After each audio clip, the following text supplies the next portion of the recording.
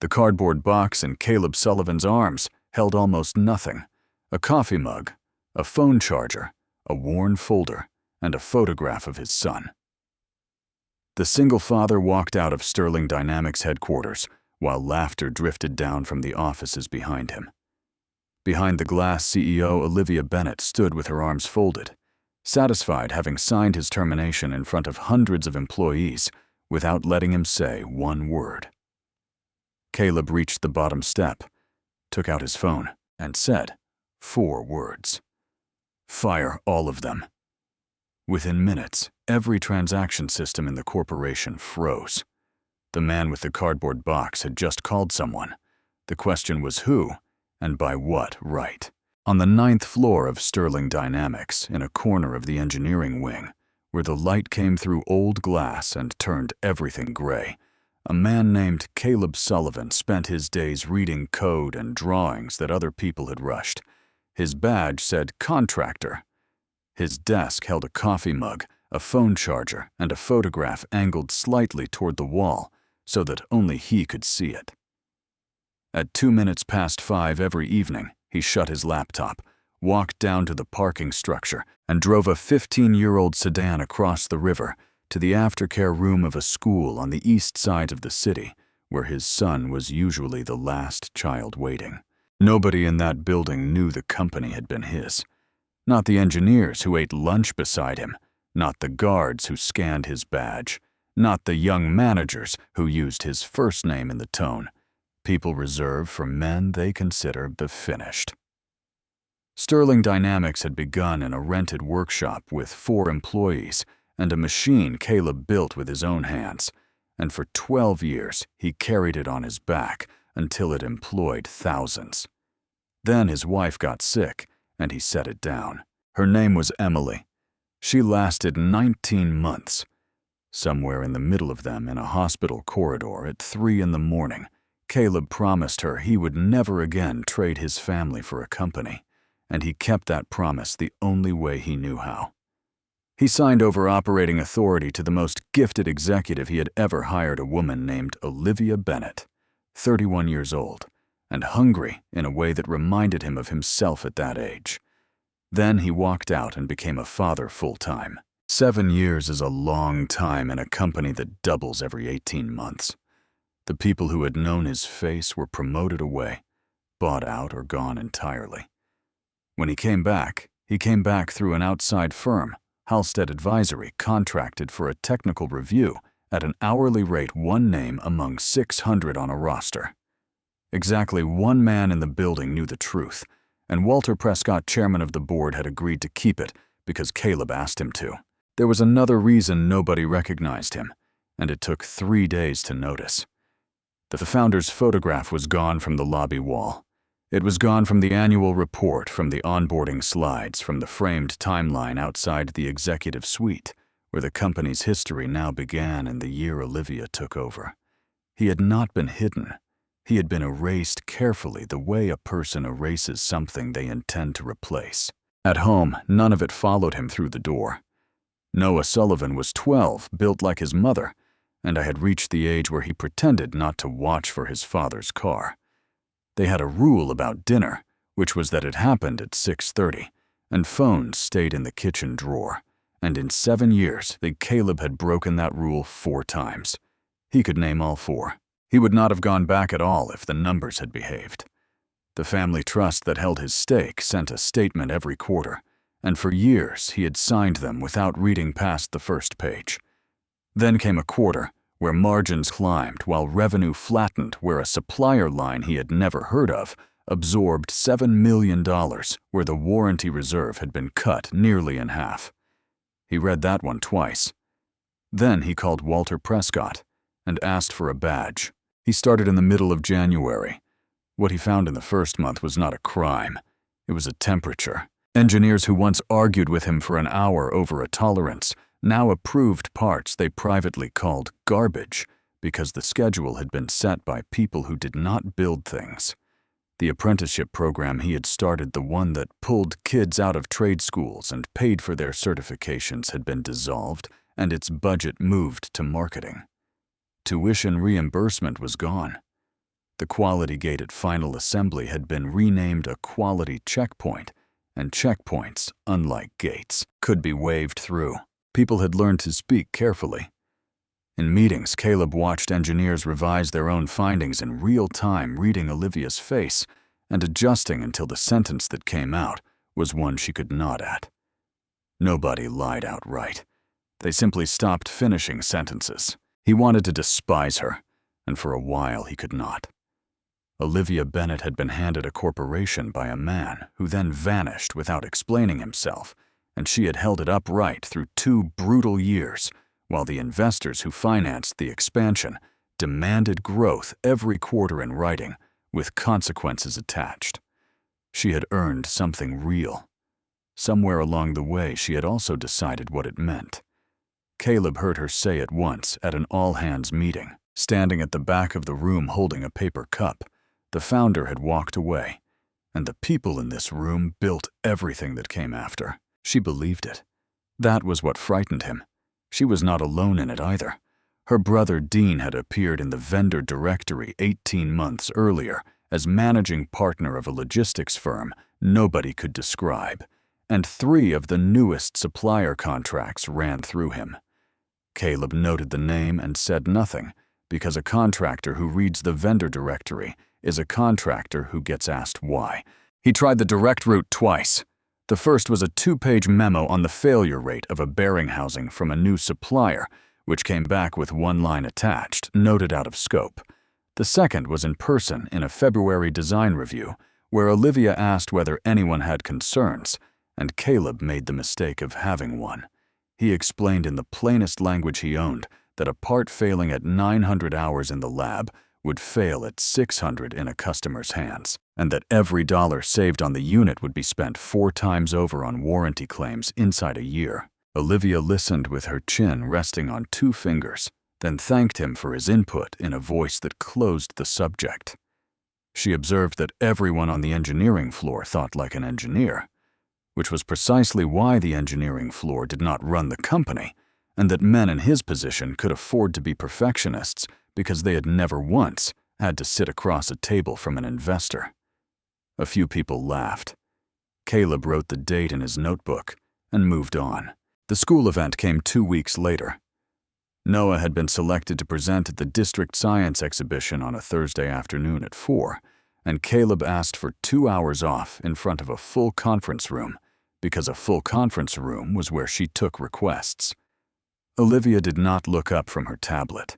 She said the merger review timeline did not care about anyone's family calendar, that contractors had been brought in precisely because they were flexible, and that if a man could not keep pace here, the honest thing was to stop pretending and go find work that suited him better. Then she asked whether anyone else had scheduling problems. Nobody did. Caleb said, "Thank you," sat down, left the building at 3 anyway, and was written up for it the following Monday. He kept the write-up. Grace Harper found him before he found her, which he had not planned for.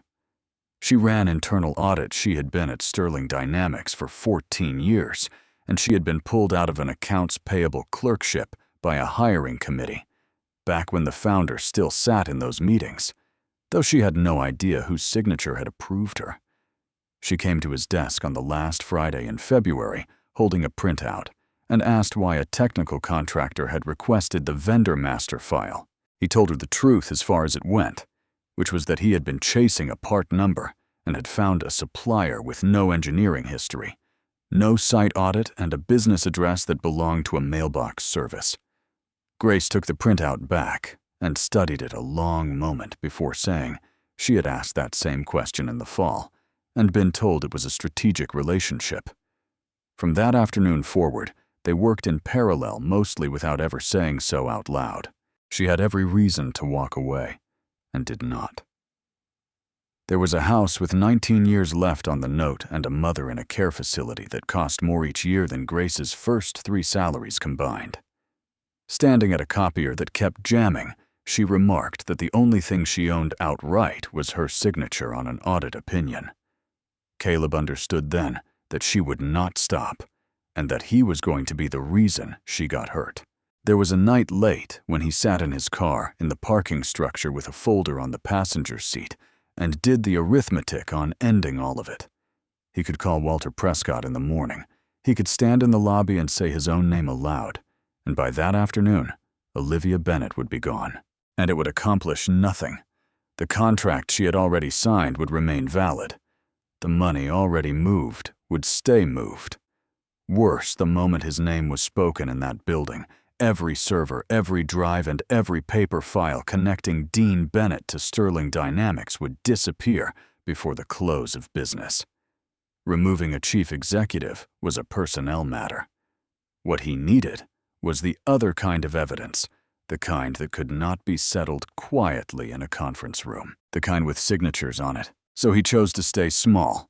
He kept the badge that said, contractor. He kept eating lunch beside engineers who assumed he was a man on his way out. And he kept his mouth shut in the one place where opening it would have cost him nothing at all. Grace asked him twice why a technical consultant cared this much about accounts payable. Both times he told her he did not like being lied to about parts. Both times she accepted it, and both times he sat in his car afterward and felt the exact shape of what he was doing to her. That evening, Noah asked over dinner whether he liked the new job. Caleb told him it would not last long. He believed it when he said it. The work they did over the following weeks had no name and no schedule. Grace Harper had authority to pull records under a standing audit charter, and she used it the way a careful person uses a knife. One narrow cut at a time, never enough in any single request to form a picture. Purchase orders in 1 week, wire confirmations the next. She printed nothing on the floor printers. Whatever left the building left in a canvas bag under her arm, and every night she added it to a banker's box in a storage unit off the interstate that she paid for in cash. Caleb worked the other side. Engineering change orders told a story. Accounts payable never could. Which parts had been substituted on whose signature, and how fast the approvals came back. A supplier that took 11 days to answer a question about tolerances had somehow been qualified in 4. He built a timeline on graph paper at his kitchen table after Noah went to bed because paper could not be pulled from a server. They met in a diner 2 exits north where the coffee was bad and the booths had high backs, and even there they spoke in half sentences. Grace would slide a page across and say the invoice number aloud, and Caleb would say the part number that should have matched it. Neither of them said the word fraud because saying it made it real in a way neither was ready to survive. What came out of that arithmetic was ugly and very orderly. 4 vendors incorporated inside the same 90-day window, sharing 1 registered agent. And invoices for engineering services with no deliverables attached, and totals that landed on round numbers. A logistics contract awarded without competitive bid to a firm whose managing partner shared a surname with the chief executive. 2 vice presidents promoted over stronger candidates in the same month. Their former employers received sterling contracts. Money leaving the company in small, tidy, defensible pieces. Olivia Bennett felt it before she understood it. That was the thing about her that Caleb kept having to relearn. She was not slow. She was simply certain, and certainty made her fast in the wrong directions. Access came off first. On a Tuesday in the 2nd week of March, the outside contractors on the 9th floor received a notice explaining that the engineering document repository was being restricted to badge-level employees for reasons of intellectual property protection. Caleb's credentials stopped working at 9 in the morning. By noon, he could no longer open change orders older than 60 days. By the end of that week, the notice had been extended, and every contractor terminal on the floor carried a small gray banner announcing that activity was subject to monitoring.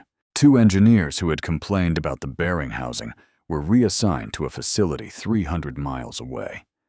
A quality manager named Russell Doyle, who had written the word unacceptable in a report and put his name under it, was offered a severance package and refused it, and found himself running night inspections at the West plant a week later.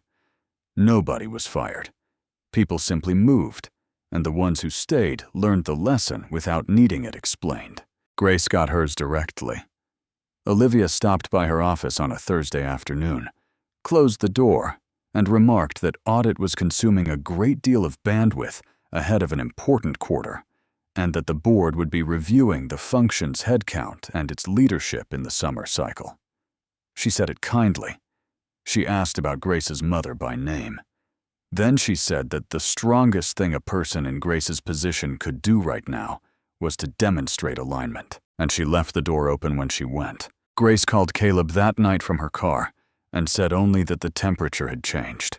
He heard the rest anyway. At home, the cost showed up in smaller ways. Dinner at 6:30 held because Caleb would have broken almost anything else first, but afterward, he went to the kitchen table and stayed there, and no one noticed. The boy had reached the age where he asked questions sideways. He wanted to know whether his father was in trouble at work. He wanted to know why a man who used to fall asleep on the couch by 9 was still awake at 1 with a mechanical pencil in his hand. On a Sunday, he asked, without looking up from his cereal, whether they were going to have to move. Caleb told him no, and it was true, and it did not help. What he could not explain to a 12-year-old was the arithmetic that kept him at that table. 70 years earlier, he had promised Emily that no company would ever again come before this, and he still meant it. But there were 9,000 people drawing paychecks from a corporation being hollowed out from the top, and among them were kids from the apprenticeship program who had turned down other offers because of a promise made to them in his name. He had made those promises with his own mouth, and that was what he could not put down. Not the money which he did not need, and not the name on the building. He had told people what kind of place this would be, and then he had gone home and someone else had turned it into something else while he was gone. The second humiliation came in April, and it was so small that half the floor forgot it by lunch. An old records room on the 4th floor was being cleared for a renovation, and 11 boxes of legacy engineering files needed to move up to a storage closet on 9. There was a freight elevator. There was also a facilities crew that did this kind of work every day. Olivia came through the engineering wing that morning with 2 members of her staff, saw Caleb at his desk, and decided out loud that since the contractor had asked for a lighter schedule, he could make himself useful. He carried the boxes. 11 trips past 40 desks in a building where everyone stopped to watch a gray-haired man in a badge that said, "Contractor," doing the work of a hand truck. On the 6th trip, he passed Olivia in the corridor near the atrium, and she looked at him with something that was not quite cruelty. She observed to the woman beside her that this was what happened to men who spent 30 years being right about small things and never learned to be right about large ones. She had seen his car in the structure, she said, and it explained a great deal. Caleb set the box down long enough to shift his grip, said nothing at all, and picked it up again. He learned later that someone had filmed part of it on a phone. Grace found the merger a week after that, and she found it by accident, which was the only way anyone was going to find it. She had been chasing a consulting fee $340,000 paid to a firm that produced a 14-page report, and the engagement letter led her to a law firm in another state, and the law firm's billing narrative referenced a project code she had never seen. She pulled every document in the system tagged with that code. There were 7 and 6 of them were harmless. The 7th was a draft asset purchase agreement. She printed all of them that night in her own kitchen and drove the copies to the storage unit before she let herself read the last one properly. Then she read it 3 times in her car with the engine off and called him. The structure was elegant, which was the worst thing about it. Sterling Dynamics would not be sold.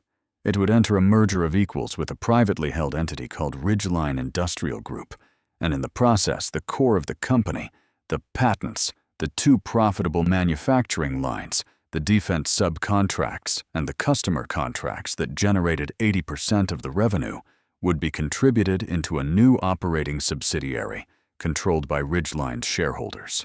What remained under the Sterling Dynamics name would be the pension obligations, the aging West plant, the warranty liabilities, and the employees attached to them. The shell would keep the name. The company would leave through a side door. Grace ran Ridgeline's ownership through 4 layers before the trail went quiet in a state that does not require disclosure. In the 3rd layer, she found a limited liability company whose registered agent was the same agent shared by the 4 vendors incorporated inside that 90-day window. In the 2nd, she found a managing member listed as D. Bennett. Caleb heard all of it at the diner on a Friday night with his coffee going cold, and he understood 2 things at once. The first was that this had never been about a woman skimming from her own company. Olivia Bennett was not stealing from Sterling Dynamics. She was moving out of it and taking everything that worked and leaving the name and the people behind her like a coat she had finished with. The second thing was that she could not do it alone. The agreement carried a founder's consent. Buried in the schedules of a document Grace should never have seen was a certificate confirming that the holder of the controlling interest in the Sullivan Family Trust had reviewed and approved the contribution of the assets. Beneath it in blue ink scanned at an angle was Caleb's signature. He looked at it for a long time on the screen of Grace's laptop in a booth with a high back and did not say what he was seeing. He knew the signature. He knew exactly where it had come from, too, because the loop on the 2nd eel broke in a place his hand had stopped making in the year Emily got sick. It had been lifted from something old. Someone had gone into the archive, found a document he had signed when he still believed the future was going to be simple, cut his name out of it, and glued it onto the sale of everything he had built. Grace, watching his face, asked what was wrong. He told her the signature would need to be verified and asked her to make sure a paper copy of that page never touched a company machine again. She said it was already in the box. He drove home that night with his hands at 10 and 2, and his jaw locked so hard it ached the next morning. Something had changed, and it was not the stakes. It was the nature of the thing. Up to that point, he had been trying to save a company. Now they were using his name as the instrument. Every person who eventually read that document would see that the founder had signed off that the man who started it in a rented workshop had blessed the dismantling of it, and there would be no version of the story in which he had objected, because the paper would say otherwise, and paper outlives men. The agreement carried a closing date. The signatures were to be exchanged, and the asset transfer executed at 9 in the morning on the 22nd of May. 5 weeks. Then 4. Then the clock stopped being a metaphor. Olivia moved first in the last week of April, and the way she moved told Caleb that she had stopped guessing. It began with the badge readers. Caleb's credentials were reissued with restricted zone access, and his entry log was pulled and reviewed against the building's camera archive. A man from corporate security named Bishop began appearing in the engineering wing at odd hours, standing near the coffee station with nothing in his hands. Twice, Caleb came out of the parking structure to find a car idling 2 rows over that did not move until his did.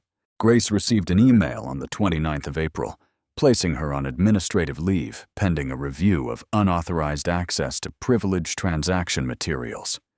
It arrived at 4:50 in the afternoon, signed by the general counsel, and by 5:15, her badge was dead.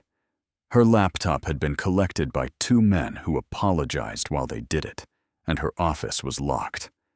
And the closing moved. The 22nd of May became the 14th. 12 days, then 11, then 10. Caleb spent one of them finding the list. It was attached to an integration plan Grace had copied out before her access died, a spreadsheet titled Organizational Readiness. 61 names sorted by department with a column-headed disposition, and in that column the same 3 letters over and over, not the underperformers. He knew what he was looking at within a minute because he recognized 6 of them. Russell Doyle still on nights at the West plant. Both engineers who had escalated the bearing housing, a supervisor on the West plant floor who had refused to sign a first article inspection 2 years earlier and had been right. A woman in procurement who had asked in writing why one vendor had no site audit. It was a list of everyone who had ever said no. They were to be separated within 30 days of closing, when the company they worked for would no longer be the company that had hired them, and the severance obligations would sit with a shell that could not pay them. That was the night Grace broke, and Caleb had earned it. She came to the diner with her hair pulled back and a folder she did not open. Her mother's facility had called that morning to confirm a payment arrangement, and Grace had told them there was no change, and it had cost her something to say. She told Caleb that she had 14 years in that building, that she had signed audit opinions with her own name on them, and that she was now on record as a security risk, which was a thing that followed a person through every background check for the rest of a career. Then she asked him who he was. She laid it out the way an auditor lays out a finding. A technical contractor from an outside advisory firm did not have the vendor master file on his first week. A man on an hourly rate did not build timelines on graph paper for 2 months without billing for them. And no consultant she had ever met had looked at a forged signature the way he had looked at that one, like a man reading his own name on a headstone. Caleb sat there with the coffee cooling between his hands and did not give it to her. He could have. He would think about that later many times. He told himself the reason, and the reason was even true, the moment Grace Harper knew Grace Harper was carrying it. And if she was questioned under oath before the closing, she would either lie for him or destroy him, and he had no right to hand a woman on administrative leave that particular choice. But underneath the true reason was a smaller one, which was that he had spent 7 years being nobody in particular, and had discovered that he preferred it. He told her that he had been sent to look at the parts and had not liked what he found. Grace looked at him for a moment, then gathered her folder and said that she had bet her house on a man who would not tell her his name. She left first. He sat in the booth until the waitress stopped refilling his cup. The video surfaced on the 6th of May. Someone had trimmed it to 19 seconds. A gray-haired man in a plain shirt carrying a cardboard box down a corridor, while a woman in a charcoal suit said something to the person beside her, and both of them laughed, and the man kept walking. It went around the engineering wing first, then the west plant, then out. By the second day, it was on a message board where people who did not work at Sterling Dynamics could see it. Someone had added a caption. It was not clever. Caleb did not know about it until the 8th, when he came in from the garage and found Noah at the kitchen table with a phone in front of him and his ears red. The boy had seen it at school.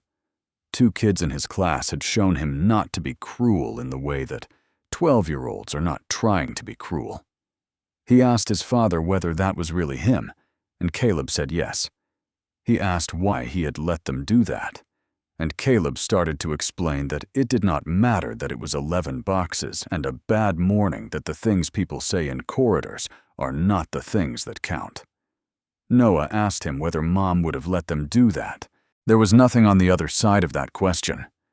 Caleb sat down across from his son and told him in the plainest words he had that some things had been happening at that company that were going to be stopped, and that stopping them properly took time, and that he had chosen to be laughed at for a while because it was the price of doing it right. He said it out loud and heard how thin it sounded. Then he said the rest of it, that there were 61 people who were going to lose their jobs for the crime of telling the truth, that a lot of them had children, and that some of them had children at Noah's school, that his father was going to make sure that did not happen, that it would be over soon, and that when it was, everyone who had laughed would understand exactly what they had been laughing at. Noah asked whether he was going to get fired. Caleb told him that he probably was, and that it would not mean what it looked like. That night after the boy went to bed, Caleb went down to the garage and pulled the tarp off the workbench. Underneath it was a fireproof case, and inside the case was everything that had never touched a Sterling Dynamics machine. The original engineering change orders with wet signatures pulled from the paper archive in the records room he had been ordered to empty. The graph paper timeline. 2 audio recordings from meetings held in a state where one party's consent is enough. And the trust instrument itself, the original with the trustee's seal, and the schedule of holdings attached, which had never been inside that building at all. 6 days. Olivia did not wait for him. The notice went out at 7 in the morning on the 11th of May, a Monday. An all-hands meeting at 10 o'clock in the atrium, mandatory, all floors west. Plant by video, no agenda attached. Caleb read it standing in his kitchen with his car keys in his hand, and he knew what it was because a company that has nothing to announce does not call 9,000 people into a room without telling them why. He made one call before he drove in. Walter Prescott answered at 8, listened for less than a minute, and said he would be in the building all day. When Caleb walked into the atrium at 10, he saw 2 men from corporate security standing near the doors instead of at them, and Bishop was one of them, and that was the whole confirmation he needed. She did it well. She always did things well. Olivia Bennett stood on the mezzanine steps with the atrium filled below her and spoke about trust and about how a company is a body of people who choose to rely on one another and about how that reliance is not free. Then she said that over the past several weeks, Sterling Dynamics had discovered the deliberate exfiltration of confidential transaction materials by an individual working under an outside contract, that the matter had been referred to counsel, and that the company's cooperation with any subsequent inquiry would be total. She said his name. She said it the way a person names a thing being removed from a room. She had brought the termination letter with her, and she signed it there on the mezzanine rail in front of hundreds of people and held it up before handing it to the woman beside her. She added that internal audit had been suspended pending its own review, and that Grace Harper's conduct was under examination as part of the same matter. Nobody said anything at first. Then somebody near the back laughed, and once one person did it, the rest was easy. And the sound moved across the atrium, the way sound does in a room with a hard floor and a glass ceiling. Caleb went up to 9 with Bishop on one side of him and another guard on the other. They gave him a cardboard box and stood over him while he filled it. His laptop was taken. His phone was inspected on the spot, and his personal one held while a man from security photographed the home screen. His desk drawers were emptied into an evidence bag, and the notebook where he had written the date of a design review in February went into it. They left him the mug, the phone charger, a worn folder with nothing in it that mattered, and the photograph of his son, which Bishop handed to him face down without meeting his eyes. They walked him across the lobby, where his own photograph had once hung, and out through the glass doors. Somewhere above him, a window was open, and the laughter was still going thinner now the way it gets when people are performing for one another. Behind the glass, Olivia Bennett stood with her arms folded and watched him go, and everything on her face said that this was finished. She was not being stupid. From where she stood, it was finished. The auditor was on leave with her credentials revoked, the contractor was on the sidewalk with his devices in a bag, and every system either of them had ever touched was locked or logged and under counsel's control. 3 days from the closing, she had removed the last 2 people in the building who could read the documents. There was nothing left in that corporation that could stop her. That was the error, and it was the only one she made. Nothing left in that corporation. Caleb came down the steps into the sun with the box against his hip. He set it on the low granite wall by the entrance, took out the phone they had given back to him, and found the number he had already called once that morning. Walter Prescott answered on the second ring.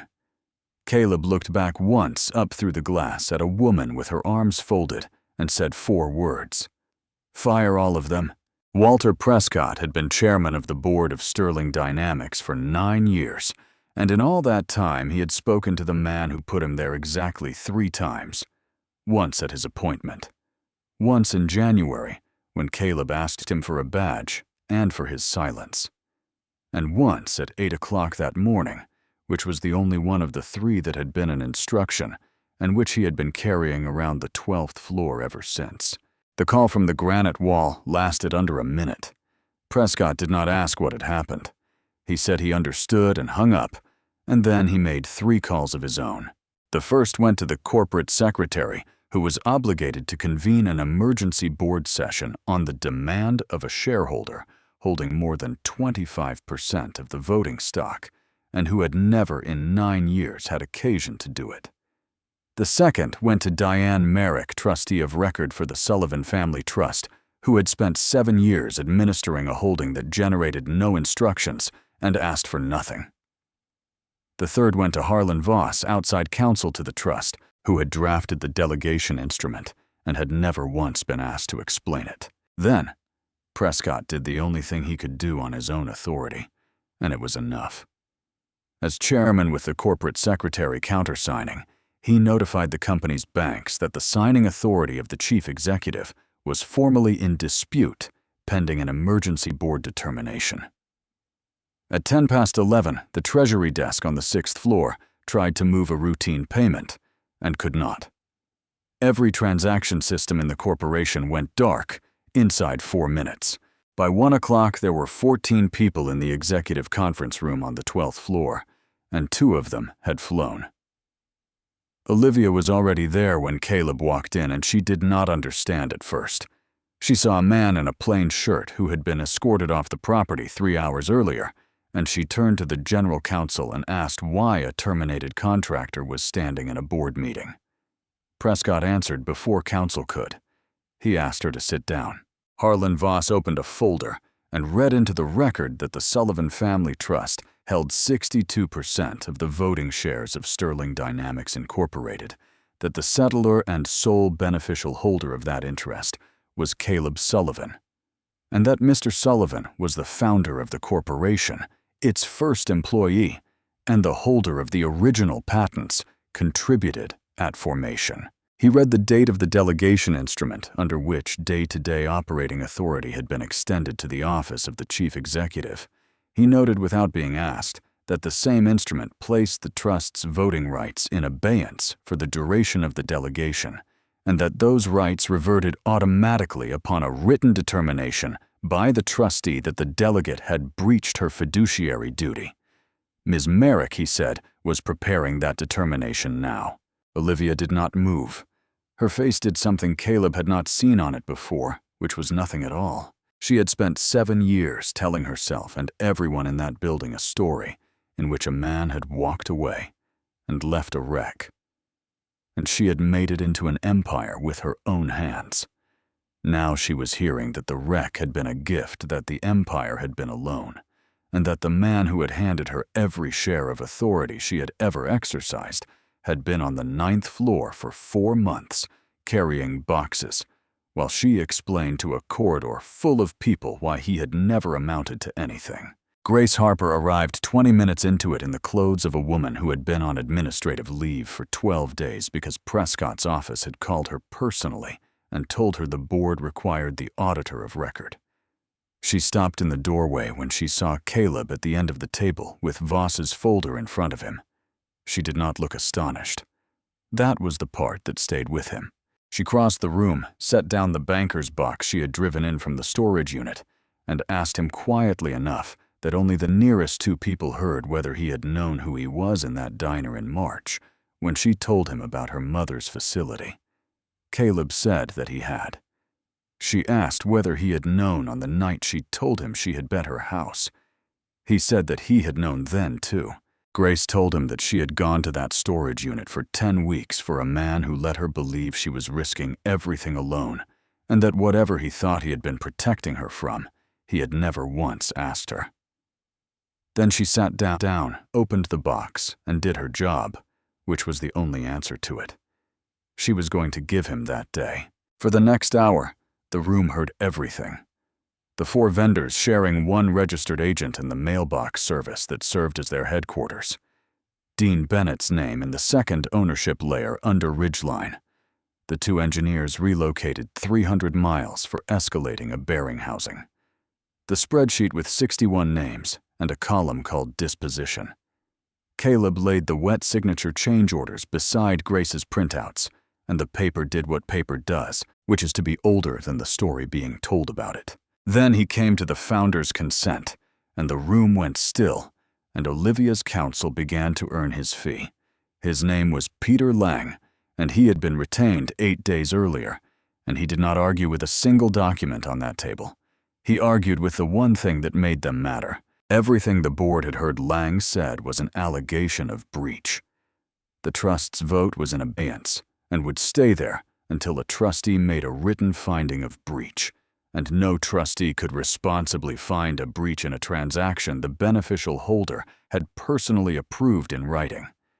He produced a preliminary report from a document examiner engaged by the company that morning, comparing the founder's consent against the exemplars held in the corporate archive. The finding was that the signature on the consent was consistent with the known signatures of Caleb Sullivan in every measurable respect. Slant pressure line quality proportion. It was not a forgery, Lang said. It was the man's own hand. So the founder had approved the transaction 2 months ago, changed his mind 3 days before closing, and come here to call it a crime. That was not fraud.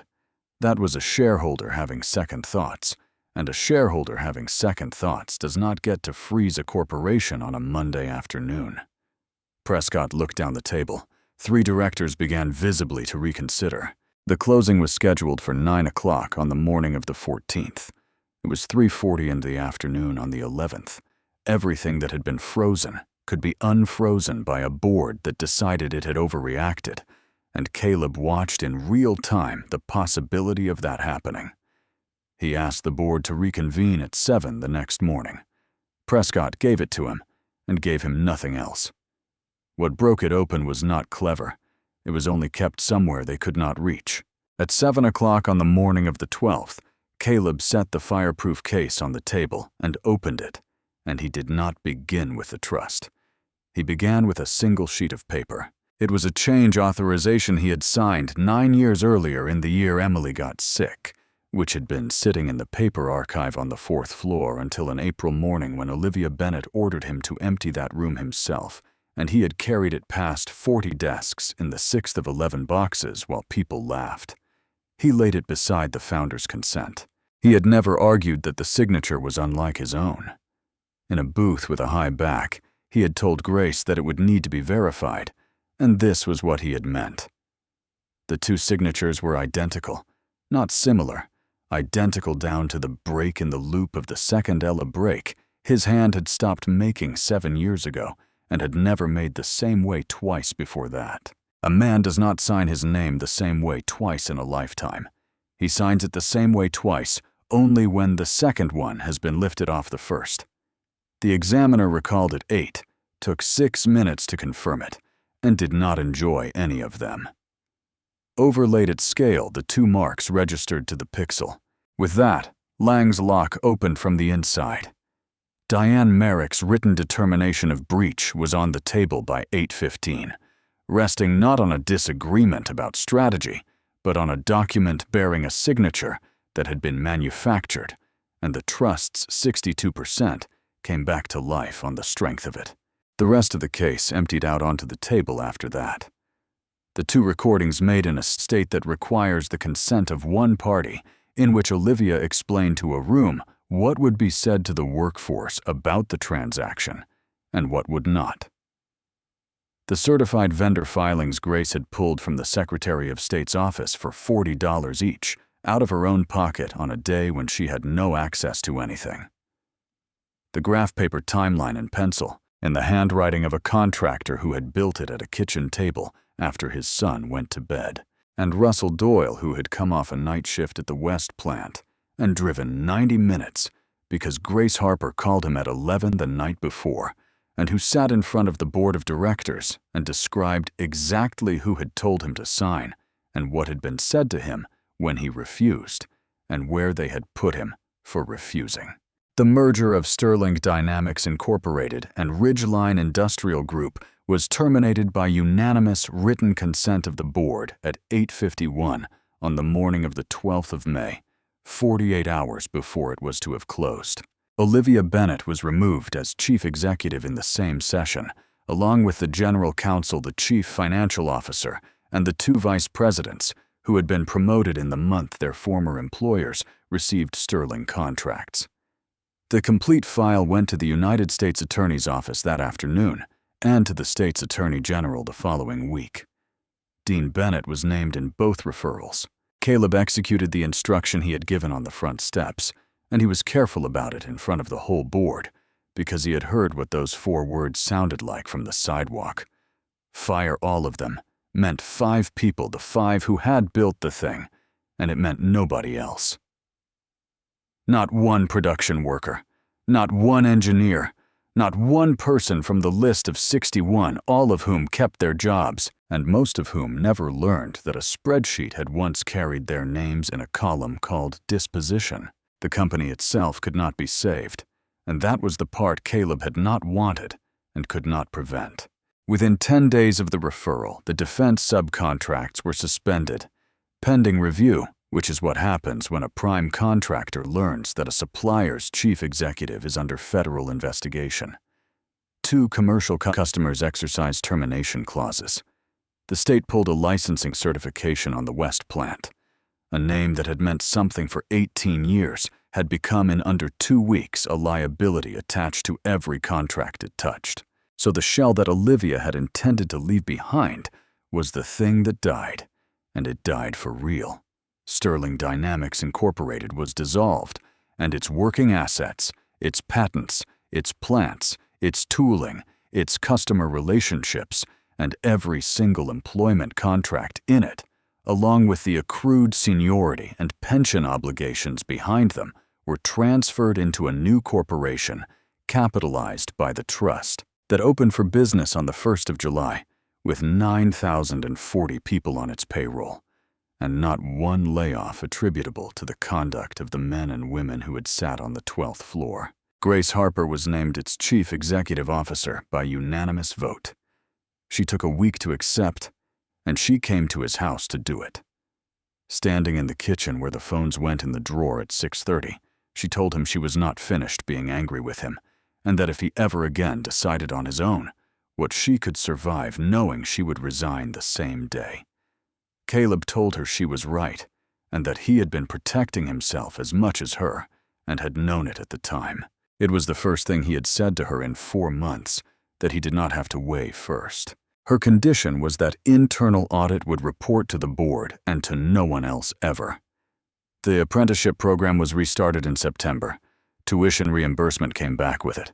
The quality gate at final assembly was called a gate again, and it stopped. Caleb saw Olivia one more time in a corridor outside the room where the board had voted while she waited for someone to bring her personal effects. She asked him why he had not simply told her at the beginning who he was. She said that if she had known, none of it would have happened. He told her that this was the entire problem, and he left it there because there was nothing to add to it, and she was going to spend a long time getting to the end of that sentence on her own. He turned down the chief executive's office when the board offered it to him twice, and the second time he did not soften it.